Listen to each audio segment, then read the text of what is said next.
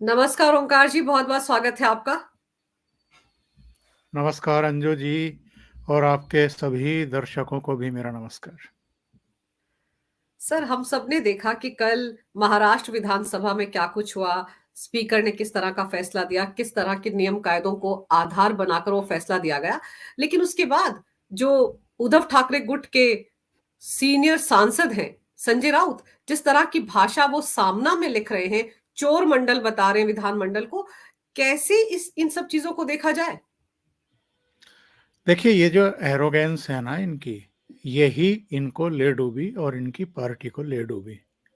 आज अकेले खड़े हैं, मेरे विचार से अब मातोश्री में खुद बाप बेटा बैठे हैं।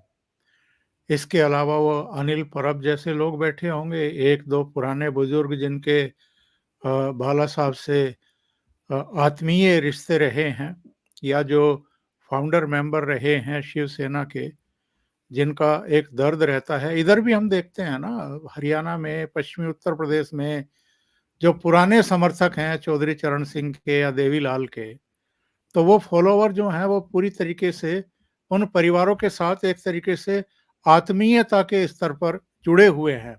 तो वो उनकी जो औलादें हैं, वो चाहे अजीत सिंह रहे हों या अब जयंत चौधरी उनके पोते हैं चरण सिंह के, इसी तरीके से चौधरी देवीलाल रहे हरियाणा में, उनके बेटे ओम प्रकाश चौटाला या फिर उनके बेटों के बेटे, अब तो पोते भी आ गए राजनीति में उनके, ओम प्रकाश चौटाला के, यानी जयंत दुष्यंत, जयंत नहीं, दुष्यंत चौटाला जो है वो डिप्टी चीफ मिनिस्टर हैं। तो इन परिवारों से कुछ कुछ समर्थक जो हैं, जो कट्टर समर्थक हैं, वो अभी जुड़े हुए हैं। लेकिन अधिकांश लोग जो इनके कर्म देख चुके, जो इनके विचार देख चुके, जो इनका भटकाव देख चुके, उससे उनका मोहभंग हो चुका है और वो अब अलग रास्ता अख्तियार कर चुके हैं। ये हम हरियाणा में भी देख रहे हैं, ये हम उत्तर प्रदेश में भी, पश्चिमी उत्तर प्रदेश की बेल्ट में भी देख रहे हैं। खास तौर से अगर मैं अपनी कम्युनिटी की जिक्र करना चाहूँ, जाटों की, जी, तो जाट शिफ्ट हो चुके हैं अब वो कोई बंधुआ नहीं रह गए हैं चौधरी चरण सिंह के परिवार के या चौधरी देवीलाल के परिवार के। वरना हरियाणा में 10 की 10 सीटें बीजेपी ना जीतती 2019 में, और 2014 में 7 सीटें ना जीतती। इसी तरीके से वेस्ट यूपी की आप बागपत देख लीजिए, जहां से पहले अजीत सिंह हारे 2014 में, और 2019 में फिर जयंत चौधरी हारे।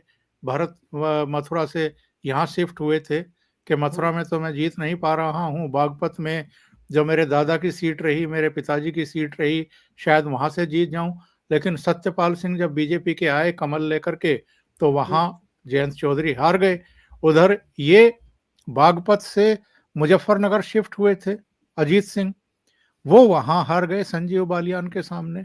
और तो जी, और हरियाणा में रोहतक में जो इनका गढ़ माना जाता था भूपेंद्र सिंह हुड्डा का, वहां से उनके बेटे हार गए, दीपेंद्र हुड्डा। और सोनीपत से एक प्रतिष्ठित लड़ाई लड़ रहे थे भूपेंद्र सिंह हुड्डा, खुद लोकसभा का चुनाव लड़ रहे थे, वो 55,000 से ज्यादा वोटों से हार गए। तो ये जो मतलब जिनको बंधक मान लिया जाता है मतदाताओं को, ठीक वैसी ही गलतफहमी महाराष्ट्र में ठाकरे परिवार को रही, खास तौर से उद्धव ठाकरे को रही। जिस तरह का उनका एक वंशवादी और सामंती और अहंकार पूर्ण व्यवहार था अपने पार्टी के नेताओं के साथ भी, अपने मतदाताओं के साथ भी, सपोर्टर्स के साथ भी, और जो उन्होंने अक्टूबर 2019 में किया था अंजू जी, जी, उसको तो एक्चुअल में महाराष्ट्र के लोग और इनके समर्थक कभी माफ कर ही नहीं सकते हैं। बिल्कुल। इन्होंने दो ऐसी पार्टियों की गोद में बैठने का फैसला किया था जिनकी विचारधारा से बाला साहब ठाकरे बहुत लंबे समय से लड़ते आ रहे थे, बिल्कुल, यानी कांग्रेस और एनसीपी, यानी शरद पवार और कांग्रेस। शरद पवार और कांग्रेस वैसे एक ही है, वो कांग्रेस ही छोड़ करके उन्होंने एनसीपी अलग बनाई थी। हुँ, तो मुख्यमंत्री भी रहे तो कांग्रेस की वजह से रहे, या जब वसंत दादा पाटिल से उन्होंने घात किया था तो सब जनता दल और कुछ दूसरे, जनता पार्टी और कुछ दूसरे दलों के सहयोग से 38 साल की उम्र में पहली बार मुख्यमंत्री बन गए थे। कहने का जी, आशय ये है कि जिनकी विचारधारा से आपका कोई तालमेल नहीं है, जो साम्यता नहीं है, जिनके खिलाफ आपके पिताजी लड़ते रहे, आजीवन लड़ते रहे, और जिस पार्टी के बारे में वो ये कहते रहे कि जो 10 जनपद के सामने जी हजूरी करता है वो तो हिजड़े होते हैं, इस तरह के शब्दों का इस्तेमाल किया था। आप उन्हीं कांग्रेस पार्टी की गोद में जाकर के बैठ गए, और जो आपने आज मेन शीर्षक भी लिया है कि ये जो हिंदुत्व के प्रति इनका द्रोह था एक तरीके से, जो मूल विचारधारा थी बाला साहब ठाकरे की, भगवान राम के मंदिर का निर्माण हो रहा है, लोकार्पण होने जा रहा है, प्राण प्रतिष्ठा होने जा रही है। आज अगर बाला साहब ठाकरे जीवित होते तो वो कितनी दुआएं देते, कितने आशीर्वाद देते, कितनी पीठ थपथपाते नरेंद्र मोदी और जो भी विश्व हिंदू परिषद के या आरएसएस के लोग मंदिर निर्माण में लगे हुए हैं। लेकिन उनके सुपुत्र क्या कर रहे हैं? वो रोज आलोचना कर रहे हैं, मंदिर के निर्माण और प्रक्रिया और तमाम दूसरी चीज़ों को लेकर के प्रश्न खड़े कर रहे हैं, और यही काम कांग्रेस कर रही है, यही काम शरद पवार कर रहे हैं। तो किसी और को कुछ अधिक करने की आवश्यकता मेरे विचार से है नहीं। अपने कर्मों की वजह से, अपने भटकाव की वजह से, अपनी विचारधारा की वजह से ही आज ये इस अधोगति को पहुंचे हैं कि इनकी पार्टी टूट गई, इनके करीबी टूट गए, 40 एमएलए टूट गए, 18 में से 13 एमपी टूट गए, इनकी सरकार चली गई, इनकी पार्टी चली गई, इनका सिंबल चला गया, और अब बिल्कुल चौराहे पर खड़े हैं। इन्हें नहीं पता कि 2024 में इनकी पार्टी का नाम क्या होगा, इनका सिंबल क्या होगा। हो सकता है बहुत सारे सिंबलों पर इनके अलग अलग कैंडिडेट लड़ें, क्योंकि शिवसेना, सुप्रीम कोर्ट ने भी मान लिया, चुनाव आयोग ने भी मान लिया, स्पीकर ने भी अब व्यवस्था दे दी कि शिवसेना तो अब एकनाथ शिंदे की है। तो फिर ये जो शिवसेना यूबीटी बना रखी है इन्होंने, ये क्या है? तो आप केवल इसलिए कि मैं साहब बाला साहब ठाकरे का बेटा हूं, मैं जो चाहूंगा वो करूंगा, तो ऐसे पॉलिटिकल पार्टियां नहीं चलती हैं जैसे आप दुकान चलाना चाहते हैं। बिल्कुल। दुकान और पॉलिटिकल पार्टी में बड़ा अंतर होता है। बिल्कुल सही कह रहे हैं आप सर। और अगर जो संविधान, जो शिवसेना का संविधान था, जिसमें कि 1999 में जो बना था, 2018 में उसमें बदलाव किया गया, ऐसे प्रावधान कर लिए उद्धव ठाकरे ने खुद ब खुद कि वो हमेशा के लिए शिवसेना के अध्यक्ष पद पर बने रह सकते हैं, तो उन्होंने जो चुनाव आयोग को इंफॉर्मेशन देनी थी इस बारे में आधिकारिक तौर पर, वो क्यों नहीं दी? यहीं से तो पता चलता है चुनाव कि उनकी मंशा क्या थी। पूरे तरीके से वो पार्टी को अपने कब्जे में ही रखना चाहते थे। वही तो सबसे बड़ी फांस बना ना इनके लिए। नहीं, चुनाव आयोग को तो सूचना इसलिए नहीं दी ना कि चुनाव आयोग उस जो बदलाव इन्होंने किया था मनमाना, उसको एक्सेप्ट ही नहीं करता, बिल्कुल, क्योंकि बिल्कुल, वो संविधान के अनुसार ही नहीं है। भाई बिल्कुल। 1999 में जो पार्टी का संविधान एक्सेप्ट किया था सबने, हुँ, हुँ, और जिसकी प्रति जो है वो चुनाव आयोग को भी सौंपी गई थी, उसमें तो राष्ट्रीय कार्यकारिणी को सारी पावर थी ना, हुँ, बिल्कुल, अध्यक्ष को तो पावर थी नहीं। बिल्कुल। अध्यक्ष ना किसी को निकाल सकता था, ना किसी को भर्ती कर सकता था अपने बल पर। तो ये सारी चीजें जो हैं वो राष्ट्रीय कार्यकारिणी में जानी चाहिए थी, और वही बात चुनाव आयोग ने भी कही थी, और वही बात जो है अब स्पीकर ने भी बिल्कुल डिट्टो वही चीजें हुँ, जो हैं एक्सेप्ट की हैं। इसके अलावा जो सुप्रीम कोर्ट ने अपनी व्यवस्थाओं में, अपनी टिप्पणियों में कहा है, उसको भी अंगीकार किया है स्पीकर ने।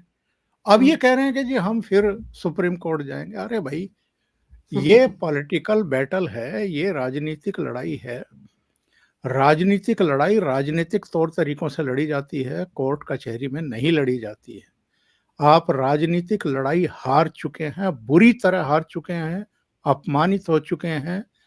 आपने केवल भारतीय जनता पार्टी, देवेंद्र फडणवीस या नरेंद्र मोदी और अमित शाह के साथ घात नहीं किया था अक्टूबर 2019 में। आपने महाराष्ट्र के उस जनादेश की भी पीठ में छुरा भोंका था, जो जनादेश एक्चुअल में भारतीय जनता पार्टी और शिवसेना के लिए आया था कि निरंतरता में आप ही सरकार बनाइए। दो पार्टियों को आउटसाइडली रिजेक्ट किया था महाराष्ट्र के मतदाताओं ने, एक थी एनसीपी और एक थी कांग्रेस।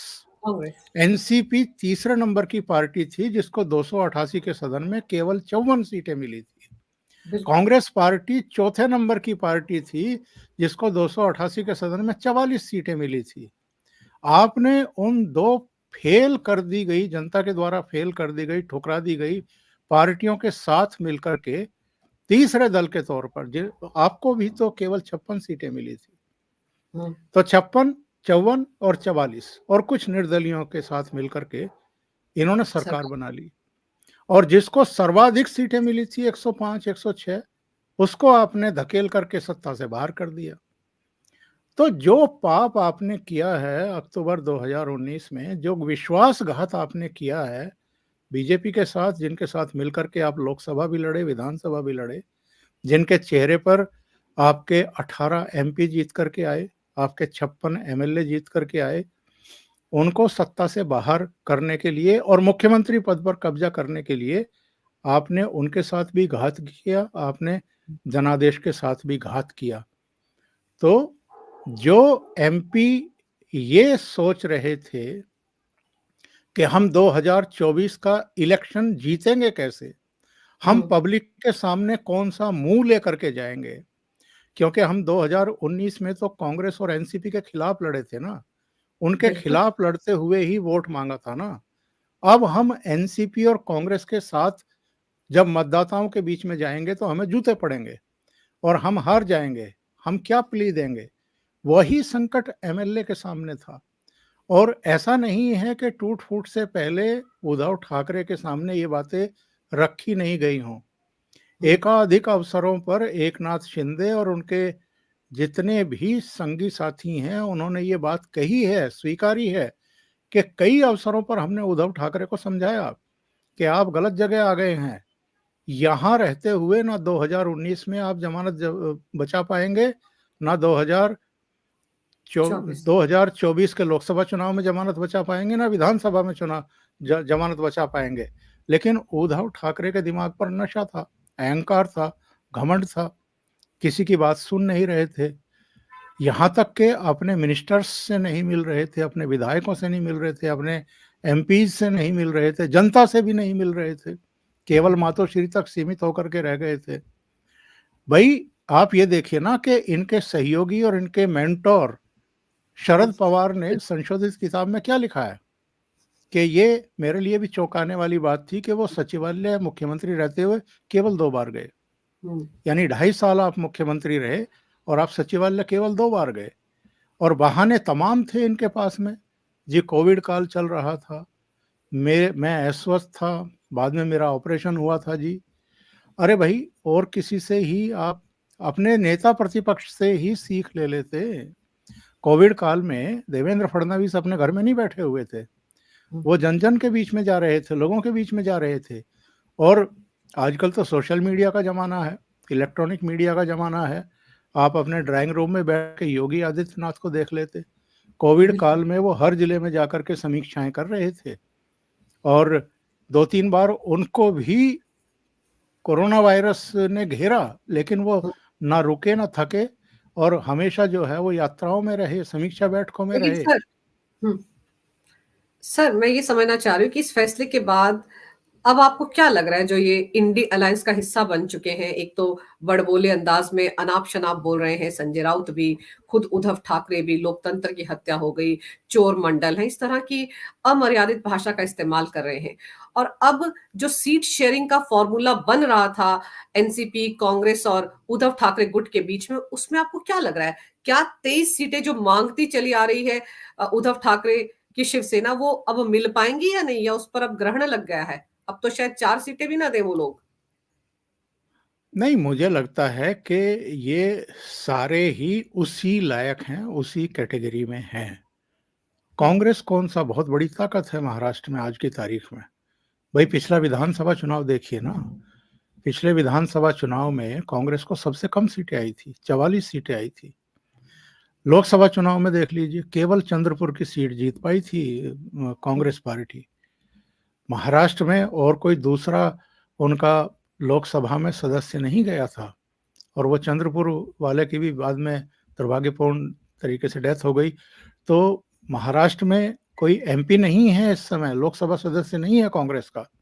हम्म, तो कांग्रेस भी ऐसी ही हालत में है। शरद पवार की पार्टी केवल 4 सीटें जीत पाई थी। शिवसेना की इसलिए 18 सीटें आ गई थी कि नरेंद्र मोदी के चेहरे पर चुनाव लड़ा जा रहा था। हम्म, अभी बिहार का उदाहरण देख लीजिए। जब ये 2013 में नरेंद्र मोदी को भारतीय जनता पार्टी और एनडीए ने प्रधानमंत्री पद का चेहरा बनाया, तो सबसे पहले गाल फुला करके फूफा बन करके भागे थे नीतीश बाबू। बिल्कुल। उसके बाद जब 2014 का चुनाव वो लड़े, 2 हम्म, सीटें आई थी इनकी। ये औकात है इनकी। बाद में जब 2016-17 में ये वापस बीजेपी के साथ आ गए, उस महागठबंधन को छोड़ के, लालू और कांग्रेस और वामपंथियों को छोड़ करके, 2019 में बीजेपी ने बड़ा दिल दिखाया। 23-23 सीटों पर शायद दोनों लड़ी थी। हम्म, और तब जो है 23-23 पर नहीं, कुछ कम सीटों पर लड़े थे और 6 सीटें एलजेपी के लिए छोड़ी थी उन्होंने। तो वहां पे इनके 16 एमपी जीत करके आ गए, क्योंकि जी चेहरा बिल्कुल। फिर नरेंद्र मोदी का था। हम्म, यही इन्होंने फायदा उठाया।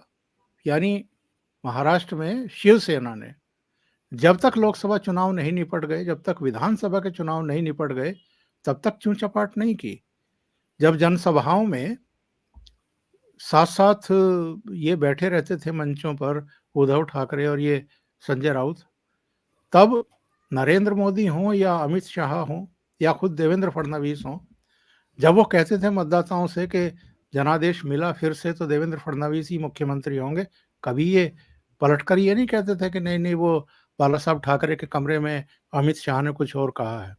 वो तो जब इन्होंने देखा कि 105 सीटें आई हैं बीजेपी की और बिना किसी और पार्टी के सहयोग के वो सरकार नहीं बना सकती, तब इन्होंने भी ठंडा खड़ा किया था कि ये बात हुई थी जी, 2.5 साल हमारा 2.5 साल उनका, झूठ बोलते रहे। अब जो भी कुछ ये बकवासबाजी हो रही है, हम्म, जो भी लूज टॉक्स हो रही हैं स्पीकर को लेकर के, अब ये हर संस्था पर सवाल सवाल खड़े उठा। करेंगे। चुनाव आयोग को भी गाली दे चुके हैं जब चुनाव आयोग ने अपनी व्यवस्था दी थी। सुप्रीम कोर्ट को इसलिए अभी गाली नहीं दे रहे हैं कि सुप्रीम कोर्ट में फिर इनको जाकर के मुंह दिखाना है, वहां पर फिर से याचिका लगानी है, वरना ये सुप्रीम कोर्ट को भी गाली बक सकते हैं।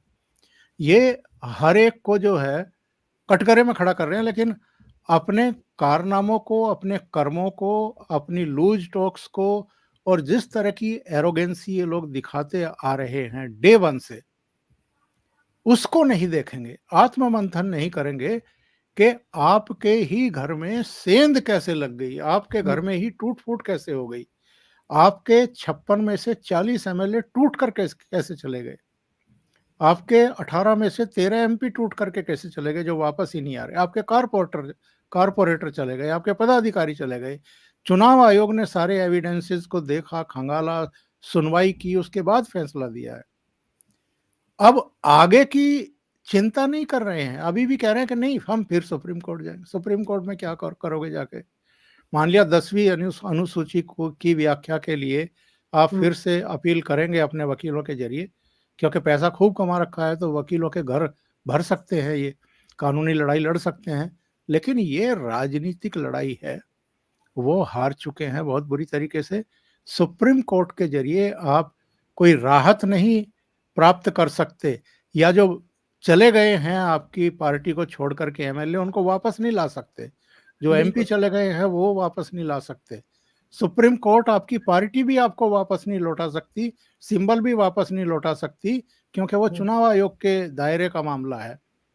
तो आप अब कुंठित होकर के इसी तरह की बातें करेंगे जिस तरह की बातें कर रहे हैं। पर सर हमने ये देखा है कि संजय राउत ने सबसे ज्यादा नुकसान पहुंचाया है उद्धव ठाकरे गुट को।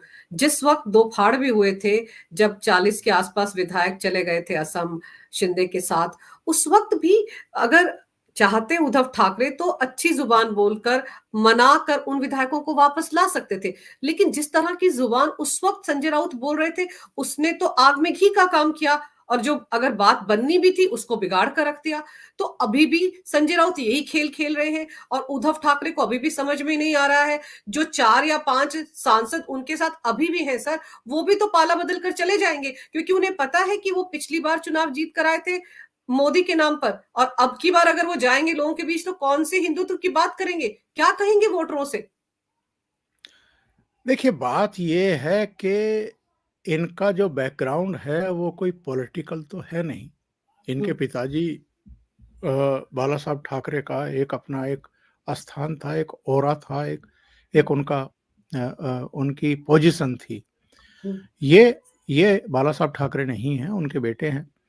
दूसरे, जिस तरह की एक राजनीतिक शिक्षण प्रशिक्षण होता है, ट्रेनिंग होती है, जो संघर्ष होता है ग्रास रूट लेवल से, जिस तरीके से आप निचले स्तर के कार्यकर्ताओं से बातचीत करते हुए, उनके संपर्क में आते हुए, उनकी समस्याओं को समझते हुए, जो सांगठनिक ज़रूरतें होती हैं, उनकी प्रतिपूर्ति करते हुए आगे बढ़ते हैं और तब कर के आप लीडर बनते हैं, उनमें और पैराशूट से आकर के और अपने आप को हाई कमान समझने वाले लोगों का जो व्यवहार होता है, जो अनुभव होता है, वो बिल्कुल ही एकदम अलग होता है।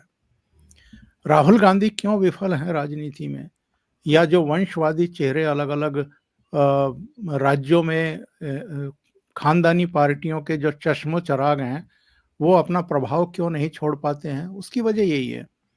वो कभी जनता के बीच में नहीं गए हुए होते हैं, वो कभी पोस्टर नहीं चिपकाते हैं, वो दरिया नहीं बिछाते हैं।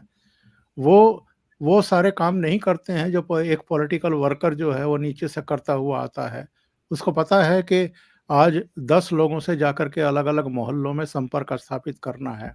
उनको पता है कि अगर मेरे नेता की कोई सभा होने वाली है, नुक्कड़ सभा ही होने वाली है, तो उसके लिए किस तरीके से लोगों को जुटाना है वहाँ पर, या किस तरीके से संसाधन जुटाने हैं। ये तो चांदी की चम्मच मुँह में लेकर के पैदा हुए हैं और पहले ही दिन से हाई कमान बन जाते हैं। तो हाई कमान का जो दिमाग होता है वो वैसे ही ज़्यादा सड़ा हुआ होता है और उसमें तमाम तरह की गलतफ़हमियाँ होती हैं कि जी हम तो मालिक हैं। अभी भी आप देख लो ना, हम्म, कांग्रेस पार्टी में मल्लिकार्जुन खड़गे को अध्यक्ष क्यों बनाया गया था? जी गांधी नेहरू परिवार से बाहर के किसी को बनाना है, बना दिया। लेकिन उनके साथ आपका बिहेव कैसा रहता है? जब आप जनसभाओं में जाते हैं, मल्लिकार्जुन खड़गे भी आते हैं, तब राहुल गांधी टाँग पर टाँग रख कर के बैठते हैं। उनका जो रवैया रहता है बात करने का बाकी नेताओं से, मल्लिकार्जुन खड़गे से, वो ऐसा ही होता है कि सुपर पावर तो हम ही हैं, सुपर प्रेसिडेंट तो हम ही हैं, कांग्रेस के मालिक तो हम ही हैं। आप तो बस खाली सीईओ हैं हमारी डाँट पड़ खाने के लिए, और अगर चुनाव हार जाए तो आपके सिर पर ठीकरा फोड़ने के लिए। बाकी तो सारा फैसला हमें ही करना है। किसको कहाँ लगाना है, किसको कहाँ से हटाना है, ये भी हम ही तय करेंगे। Who are you? तो ये रवैया इनका रहता है। वही रवैया महाराष्ट्र में शरद पवार की पार्टी का रहा, वही रवैया इनका रहा। आपको याद नहीं है फरवरी में जब चुनाव आयोग का फैसला आया था कि शिंदे ही असली शिवसेना के प्रेसिडेंट हैं और पार्टी उन्हीं की है, उद्धव ठाकरे की नहीं है, तो हम्म, सुप्रिया सुले ने क्या बयान दिया था? उन्होंने कहा था कि साहब ये चुनाव आयोग क्या कर रहा है? ये तो उद्धव ठाकरे तो बाला साहब ठाकरे के जीते जी ही इसके अध्यक्ष बन गए थे। बाला साहब ठाकरे तो इन्हीं को अपना वारिस घोषित करके गए थे। तो ऐसे में चुनाव आयोग किसी दूसरे को पार्टी कैसे दे सकती है? तो हम्म, ये तो इनकी समझ है लोकतंत्र को लेकर के, डेमोक्रेसी को लेकर के, और जो पार्टियों के अपने संविधान, नियम, कायदे, कानून होते हैं, उनको लेकर के, चुनाव आयोग को लेकर के, उसकी व्यवस्थाओं को लेकर के इनकी समझ कितनी है। और कई बार की मेंबर ऑफ पार्लियामेंट है और शरद पवार की बेटी हैं। वो अगर इस तरह की बातें कर सकती हैं, और वो शायद इसलिए कर रही थी कि कहीं उनके अंतर्मन में ये चल रहा था कि उनके साथ। आज तो इनके यहाँ हो रहा है ये काम, कल को हमारे यहाँ खीर बटेगी पत्तल पर। तो उनको पता था कि कल को अजीत पवार भी जो हैं वो जाने वाले हैं, तो अजीत पवार की पार्टी कैसे हो सकती है, तो मेरे बाप की पार्टी है। तो ये जो हाँ, मानसिकता है इन लोगों की, वो ये शो करती है कि ये पॉलिटिकल पार्टी नहीं चला रहे हैं, ये दुकान चला रहे हैं। जिस तरीके से कांग्रेस पार्टी को प्राइवेट लिमिटेड कंपनी में परिवर्तित कर दिया सोनिया गांधी और राहुल गांधी के परिवार ने, इसी तरीके से इन तमाम वंशवादी पार्टियों में यही हाल है, इसी तरीके से चलता है। आप जी हजूरी कर सकते हैं, आप आगे हाथ बांध करके खड़े हो सकते हैं, आधे झुक सकते हैं, यस यस सर कर सकते हैं, तो आपके लिए आगे कुछ ऑप्शन हो सकते हैं। मतलब लेकिन कोई सर हड्डी आपके सामने डाली जा सकती है। आपने एक बार भी अगर नजर उठा करके कोई सवाल कर दिया तो आउट। ये हम्म हाल है इनका। सर शरद पवार उद्धव ठाकरे को कल बड़ी सलाह दे रहे थे कि उन्हें सुप्रीम कोर्ट जाना चाहिए, अपनी कानूनी लड़ाई लड़नी चाहिए। अगर वो अपने अपनी बात करें तो उन्होंने तो कोई लड़ाई ही नहीं लड़ी, एक तरह से सरेंडर ही कर दिया। भतीजे को पूरी की पूरी पार्टी सौंपी तो दी है, वो तो रिएक्ट भी नहीं करते हैं इस मामले पर। लेकिन उद्धव ठाकरे को कहते रहते हैं कि तुम कानूनी लड़ाई लड़ो। वो एक्चुअल में उद्धव ठाकरे के सबसे बड़े दुश्मन है। उद्धव ठाकरे को अगर पथ भ्रष्ट किया है तो दो तीन लोगों की बड़ी अहम भूमिका है। एक तो शरद पवार, दूसरे संजय राउत और तीसरे उद्धव ठाकरे की पत्नी। हम्म उद्धव ठाकरे की पत्नी की भी जो एम्बिशंस है, जो आकांक्षाएं हैं, वो सातवें आसमान पर रहती हैं। उनको विचारधारा से कोई लेना देना है नहीं। और वैसे भी वो अ, आती तो शरद पवार की फैमिली से ही हैं, तो उनका अपना एक मोह भी रहा है उस तरफ। अब बाला साहब के रहते हुए तो कभी ये संभव नहीं हुआ कि पॉलिटिकली किसी तरीके से कभी भी वो शरद पवार की हाँ में हाँ मिलाएं या उनके साथ खड़े दिखाई दें या शरद पवार को ये मौका दें। हाँ, हम्म सामाजिक उनके रिश्ते थे शरद पवार से और रिश्तेदारी थी, तो हम्म बस कभी कभार जो है वो कुछ कुछ लोगों के साथ मातोश्री में हो आते थे शरद पवार, पर बाला साहब कभी नहीं गए। इसी तरीके से उद्धव ठाकरे ना केवल मातोश्री की सीढ़ियां उतरे, बल्कि होटलों में गए मिलने के लिए अहमद पटेल से। और कांग्रेस का जो प्रतिनिधिमंडल गया था जब ये महायुति बनाने की बात चल रही थी, और ये कई बार सिल्वर ओक भी गए, शरद पवार के घर शरद भी पवार गए। लेकिन पहले वाला जो मामला था बाला साहब ठाकरे के समय का, वो सब इन्होंने चौपट किया। और बाला साहब ठाकरे ने तो कभी भी कोई सरकारी पद एक्सेप्ट ही नहीं किया। वो तो कभी अदालतों के चक्कर भी काटने वाले नहीं थे। उनके समय भी तो शिवसेना में टूट फूट हुई है। छगन भुजबल भी गए थे, इसके अलावा जो है नारायण राणे भी गए थे। वो तो कभी अदालत का दरवाजा खटखटाने नहीं गए। और शरद पवार भी जानते हैं कि राजनीतिक लड़ाई है, ये राजनीतिक तौर पर ही लड़ी जा सकती है। 83-84 साल की उम्र में वो जितना सक्रिय हो सकते हैं उतना वो जमीन पर जाकर के लड़ भी रहे हैं, लोगों को दिखा भी रहे हैं, कह भी रहे हैं कि अभी मेरे में ताकत है, अभी मैं लड़ सकता हूँ, मैं फिर से एनसीपी को खड़ा कर सकता हूँ। और चालाक इतने हैं, एक तो बंटाधार कर दिया उनको, उद्धव ठाकरे को अपने और कांग्रेस के साथ ला करके वैचारिक तौर पर, सैद्धांतिक तौर पर जो एक आइडियोलॉजी हुआ करती थी हिंदुत्व की, उससे अलग करके, मतलब एक तरीके से खत्म ही कर दिया। बिल्कुल। आपके आपके भीतर की जो आइडियोलॉजी है वो अगर निकाल करके आपको छोड़ दिया जाए तो फिर आप में बचता क्या है। बिल्कुल। तो वही हाल किया है उद्धव ठाकरे का। और अब बार बार ये सलाह दे करके कि जाओ सुप्रीम कोर्ट में लड़ो, तो फिर उनको एक तरीके से गलत रास्ता दिखा रहे हैं कि आप सुप्रीम कोर्ट में लड़ते ही रहो, अपना घर बर्बाद करते रहो, वकीलों के घर भरते रहो, और बस इसी में अपना दिमाग खपाए रहो, कानूनी लड़ाई में ही, जमीन पर जाकर के काम मत करो जैसे मैं कर रहा हूँ। तो ये एक तरीके से खत्म कर रहे हैं जो बाला साहब ठाकरे का की राजनीतिक विरासत थी, उसको पूरी तरीके से किनारे कर रहे हैं। सर अगर 23 सीटों पर ये उद्धव ठाकरे गुट अड़ा रहता है तो इनके पास इतने उम्मीदवार होंगे मैदान में उतारने के लिए? और जिस तरह के हालात बन रहे हैं तो पता नहीं एक आधी सीट आएगी भी या नहीं, क्योंकि किस तरह से इनके कार्यकर्ता एनसीपी के लिए भी वोट करेंगे और कांग्रेस के लिए भी, और फिर जहां पर एनसीपी और कांग्रेस के उम्मीदवार खड़े होंगे वहां जाकर कहेंगे कि हमारे वोट वहां ट्रांसफर कर दो। ऊपर के नेता तो समझौता कर लेते हैं, लेकिन ग्रास रूट लेवल लेवल पर जो कार्यकर्ता काम करते हैं सबसे ज्यादा दिक्कत तो उनको भी होती है। निश्चित रूप से होती है, कई तरह की दिक्कतें इनको आने वाली हैं, लेकिन सबसे बड़ी दिक्कत तो ये है कि बदले हुए हालात में, और अभी 31 जनवरी को एनसीपी पर भी फैसला आ जाएगा। ये स्पीकर ने कह दिया है, आज मैं टाइम्स ऑफ इंडिया में पढ़ रहा था, तो स्पीकर ने कहा है कि मैं लगा हूँ और 31 जनवरी को एनसीपी से रिलेटेड जो याचिकाएँ हैं अपात्रता की, उन पर भी मैं फैसला सुना दूँगा 31 जनवरी को। तो अभी एनसीपी में भी लगभग यही हालात होने वाले हैं जो शिवसेना में हुए हैं। तो इसके बाद बदली हुई परिस्थितियों में इन तीनों ही दलों, दो कम से कम 2 दलों जो महायुति में हैं, एनसीपी और शिवसेना, इनकी दावेदारी जो है वो और कमज़ोर पड़ेगी और इनकी जो ब्लैकमेलिंग पावर है वो और न्यूनतम हो जाएगी। तो ऐसे में वहाँ मरी-गिरी जैसी भी हालत में है जो आप कह रही थी, कांग्रेस का ही वहाँ पर सिक्का चलेगा, कांग्रेस ही तय करेगी कि आपको अगर इस गठबंधन में रहना है, इसका हिस्सा बने रहना है, यानी शरद पवार और उद्धव ठाकरे दोनों को बने रहना है, तो फिर जो हम कह रहे हैं और जिन-जिन सीटों को कह रहे हैं, उन पर आप लड़िए। नहीं तो जाइए अरब सागर में जो है डुबकी लगाइए, छलांग लगाइए। तो यही सर होना है महाराष्ट्र में। सर कांग्रेस और एनसीपी कम से कम ऐसी पार्टी हैं जिन्होंने अपनी विचारधारा के साथ कोई समझौता नहीं किया।